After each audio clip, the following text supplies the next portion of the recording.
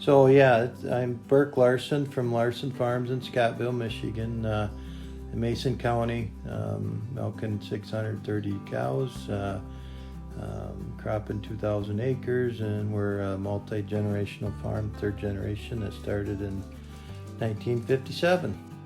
The uniqueness of MAEAP is it's voluntary, and that kind of makes it an attractive program right now, and I hope it continues to always be voluntary, and it allows producers to work at their own pace, because at times it can be a financial burden, and you know, a lot of these practices that we were already implementing are, you know, that are rewarded through the MAEAP program. I mean, there's no financial incentive, unfortunately, to unless you direct market your crop to a unique market, which we don't. But and I hope that the consumer doesn't demand that in the future. But we're just trying to make the environmental stewardship at the top of our priority list.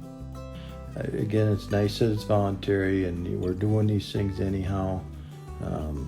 Sometimes we wouldn't look at them as being totally necessary, but in the scheme of things, it is, and I think it's a really good label for all ag production to have that, and I think the more people that do it voluntary, then they're going to say, all right, this is a good program, and let's keep it that way. When we first looked into the MAEAP program, I'll say 10 years ago, because it has been around for quite some time, and there was some goals that probably weren't too achievable at that point, that we felt that at least financially would be too much of a burden on our operation. But there's some things that they improved on, like for instance fuel storage. They got a little bit more realistic about some of the setbacks, I guess you could say, in that. But within that, there's fuel storage was one.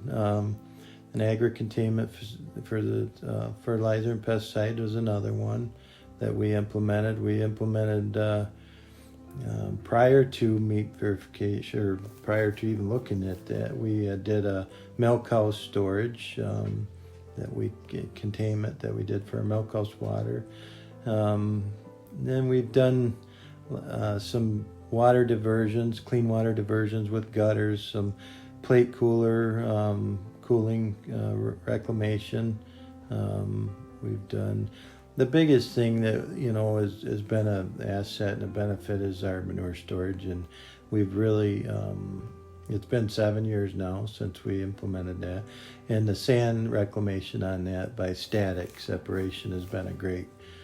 It's been a fun thing to work with. It's been a headache at times, but it gives us a 3-part system to our manure, and it allows us to have versatility on what we can do with each of them, and we're reclaiming the sand, which is a great benefit to our ground. I mean, I never felt that putting sand on ground was good for it, so we didn't we got away from that, and we're reusing it, and the health of the cows seems to be better because we probably use more sand than we did before, so they're more comfortable and the exchange rate's higher, so we've utilized that, and it's been a win-win for everybody. So but yeah, and then we've also done some variable rate fertilizer application, grid sampling, 2-acre grid sampling, in addition to waterways and cover crops and setbacks, and just all things that